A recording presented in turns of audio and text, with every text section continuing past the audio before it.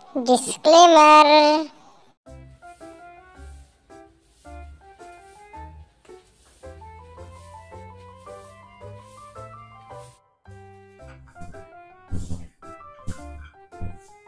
মামা আমাকে দাও না, আমি এটা টেনে টেনে খাবো।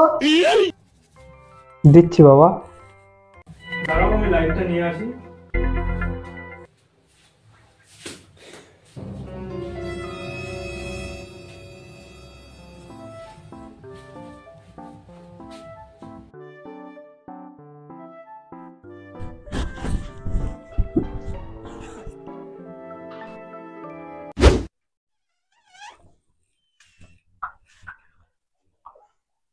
কি গো মা, হঠাৎ তোমরা ভিখারি হয়ে গেলে? হঠাৎ গার্জেনের কথা বলছিস কেন? ভিখারির কি দেখলি? যা বলবি সোজাসুজি বল না।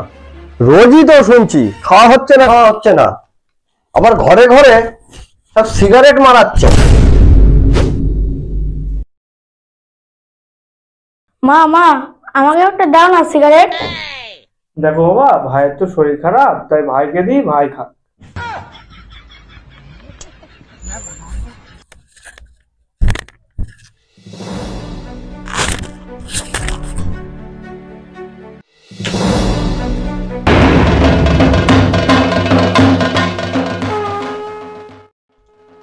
ঢ্যামনাকে লুকিয়ে লুকিয়ে সিগারেট খাওয়ানো হচ্ছে, আর সংসারে যেই না একটু বেশি টাকা দিতে বলে আর অমনি পথ শুকিয়ে যায় তোমার।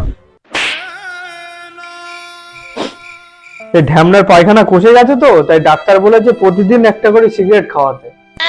তাই ওর বাবা ধার করে। গার পাকানোর কথা অনেক শুনেছি। যতু সিগারেটটা তুলে নে।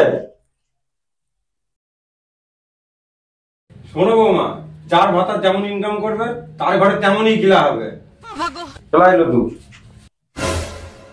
তোমার এই ঢামনাকে যদি সিগারেট খাওয়াতেই হয়, তোমার ভাতারকে বললো একটু ইনকাম বাড়াতে, তারপরেও যদি এই ঢামনাকে সিগারেট খাওয়াতে হয়, তাহলে 5 টাকা দিয়ে বাজার থেকে বিড়ি কিনে নিয়ে এসে খাইও। চলাই লতু।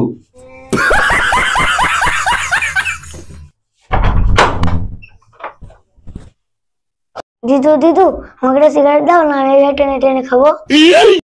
ঢামনা সিগারেট খাবা? ওইখানে বিড়ির ভুঙা পড়ে আছে, কুড়িয়ে নিয়ে টেনে টেনে খাওগে। চলাই লতু।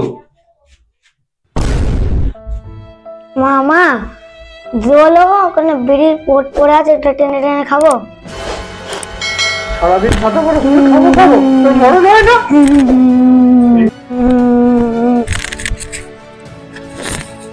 ঢামনাকে খেলাচ্ছ কেন? ঢামনা কি করেছে?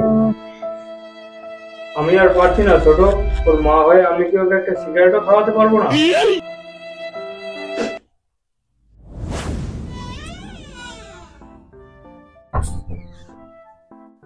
আই লতু, তোর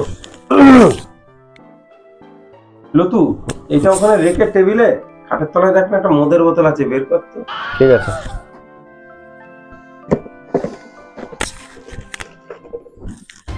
আমার দাওরকে বিয়ার খেতে দেয়নি, আর ওর ঢামনাকে আমি সিগারেট খেতে দেবো?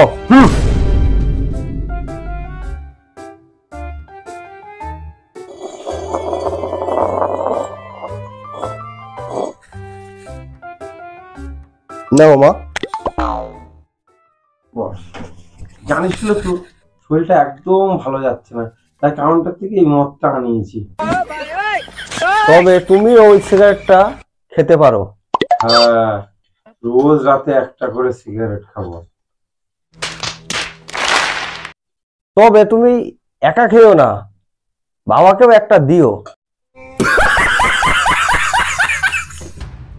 প্রেম করে পালিয়ে যাওয়ার পর থেকে তো কিছু খাওয়ালি না, এতই যখন খাওয়ানোর শখ, তাহলে বাজার থেকে একটু তাড়িয়ে এনে দে আমাকে। ওই ঢামনার মুখ থেকে কেনা না সিগারেটটা তোর মাই খাক।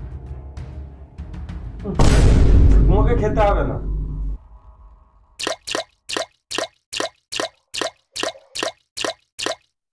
দেখ তো লতু, একটা করা হয়েছে নাকি?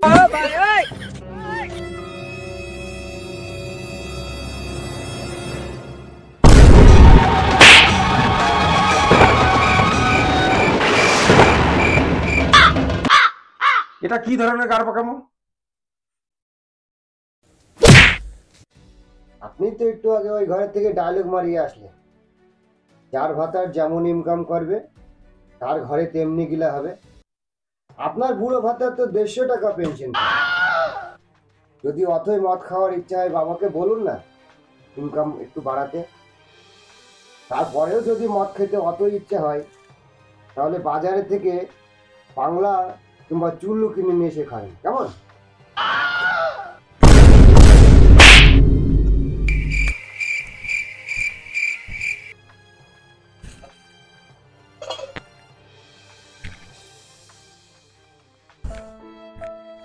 অপ্রিয় শাটা জ্বালানোর কথা বললাম বলে ক্ষমা করবেন বাবা আমাকে। कौन है ये लोग?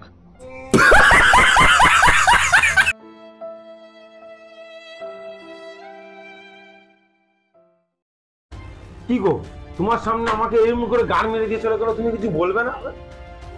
হোয়াট ইজ মাই ল? বলবো বলবো, নিশ্চয় বলবো। আজ আমি জনি সিনসের কাছে হাত জোড় করে বলবো, বাংলার ঘরে ঘরে এমন ঢ্যামনা চেষ্টা করার জন্য ছোট বউর মতন এমন একটা মাল যেন প্রত্যেক ঘরে ঘরে পাঠিয়ে দেয়।